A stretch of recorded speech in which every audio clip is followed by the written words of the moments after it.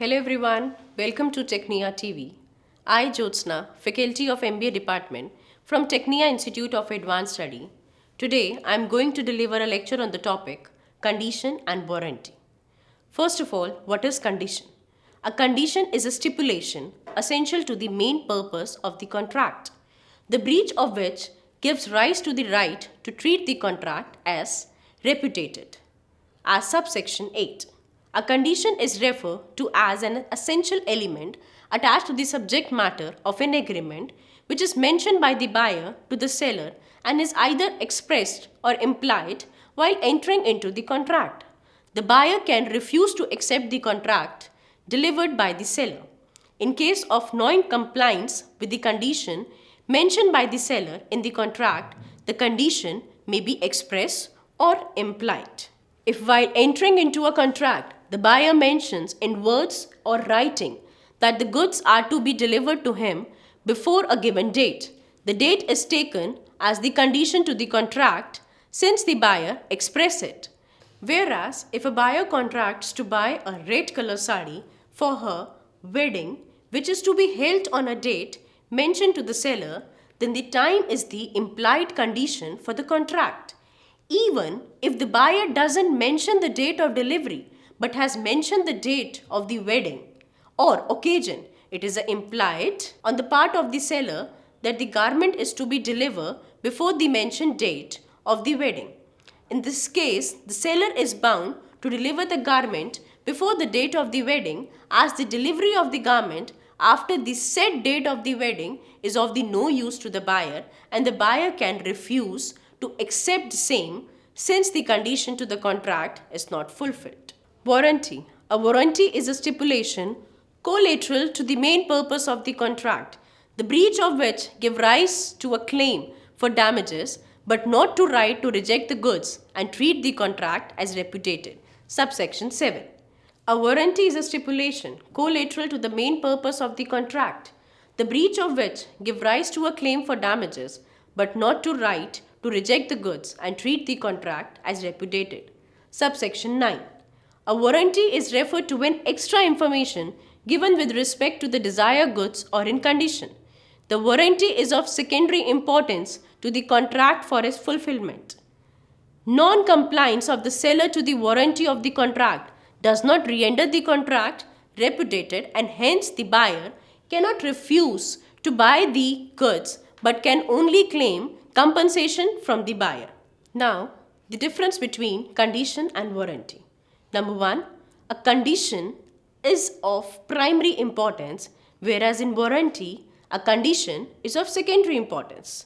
Number 2, in condition, the breach of condition leads to a termination of the contract, whereas in warranty, in case of the breach of warranty, the injured party is liable to be compensated. Number 3, the injured party can refuse to accept the good as well as the claim damages in case of breach of condition, whereas in warranty, the injured party can only claim damages in case of breach of warranty. Number 4, in condition, the injured party can refuse to accept the goods, not fulfilling the condition of the contract, whereas in warranty, the injured party cannot refuse to accept the goods, not fulfilling the warranty. Number 5, in condition, a condition can be treated as a warranty on the wish of the buyer, whereas in warranty, a warranty cannot be treated as a condition. Number 6, it is defined in the section 12, subsection 2 of the Sales of Goods Act 1930, whereas in warranty, it is defined in section 12, subsection 3 of the Sales of the Goods Act 1930. Now, the implied conditions and warranty under the Sales of Goods Act. Section 14 to 17 of the Sales of Goods Act 1930 deals with the implied conditions and warranty attached to the subject matter for the sales of goods, which may or may not be mentioned in the contract. Implied condition. Number 1. Condition as to be titled. Section 14A.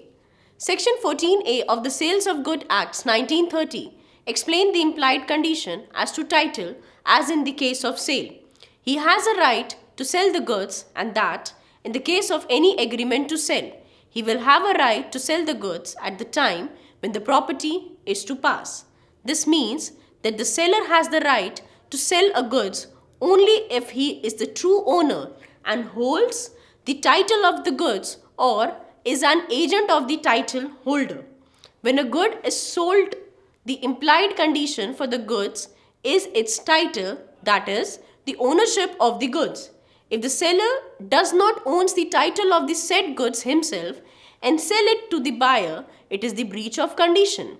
In such a case, the situation the buyer can return the goods to the seller and claims his money back or refuses to accept the goods before delivery or whenever he learns about the false title of the seller. Case law Roland versus Devil, 1920.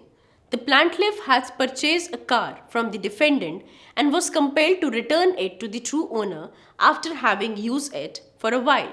The plaintiff then sued the defendant for the purchase money. Since the defendant didn't receive the consideration as per the condition of the title of ownership. Number 2. Sale by description. Section 15. Section 15 of the Sales of Goods Act 1930 explains that when a buyer intends to buy goods by description, the goods must correspond with the description given by the buyer at the time of formation of the contract. Failure in which the buyer can refuse to accept the goods. Next, sale by sample, section 17. When the goods are to be supplied on the basis of the sample provided to the seller by the buyer while the formation of the contract, the following conditions are implied. Number 1. Bulk supplied should correspond with the sample in quality. Number 2. Buyer shall have a reasonable opportunity to compare the goods with the sample. Number 3. The goods shall be free from any apparent defect on reasonable examination by the buyer. Sale by sample as well as description, section 15. When the sale of goods is by a sample as well as the description, the bulk of the goods shall correspond with both, that is, description and sample provided to the seller in the contract and not only sample or description. Condition as to quality or fitness, section 16. The doctrine of caveat emptor is applicable in the case of sale or purchase of goods, which means, let the buyer beware. The meaning means the buyer must take care of the quality as well as the fitness of the goods that he intends to buy and cannot blame the seller for his choice. However, Section 16 of the Sales of Goods Act 1930 provides a few conditions which are considered as an implied condition in terms of the quality and fitness of the goods. Number 1. When the buyer specifies the purpose for the purchase of the goods to the seller, he relies on the sound judgment and expertise of the seller. For the purchase, there is an implied condition that the goods should comply with the description of the purpose of the purchase. Number 2. When the goods are bought on the description from a person who sells goods of that description, even if he does not manufacture the goods, there is an implied condition that the goods shall correspond with the description. However, in the case of easily observable defect that is missed by the buyer, while examine the goods is not considered as an implied condition. Implied warranty. Enjoy possession of the goods. Section 14b. Section 14b of the Act mentions an implied warranty that the buyer shall have and enjoy quiet possession of the goods, which means a buyer is entitled to the quiet possession of the goods purchased as an implied warranty, which means that the buyer have receiving the title of ownership distributed either by the seller or any other person claiming superior title of the goods. In such a case, the buyer is entitled to claim compensation and damages from the seller as well as the breach of implied warranty. Goods are free from any charge or encumbrance in favor of any third party. Section 14c. In charge or encumbrance pending in favor of the third party, which was not declared to the buyer while entering into the contract, shall be considered as a breach of warranty, and the buyer is to be entitled to compensation and claim damages from the seller for the same. In order to conclude, the provision of implied condition and warranty are provided in the Sales of Goods Acts in order to protect the buyer in case of any fraud by the seller. However, it's a seller duty in the first place to look for the obvious defects and inquire about the quality of the product before entering into the contract of sale, since a seller cannot be held guilty for a customer wrong choice. In order to ensure purchase of an appropriate good by the seller, it is suggested that the buyer conveys the purpose and gives a reasonable description of the goods so desired. So I hope you understand the lecture, implied conditions and warranty. If you like the lecture, please like and subscribe Technia TV. Thank you.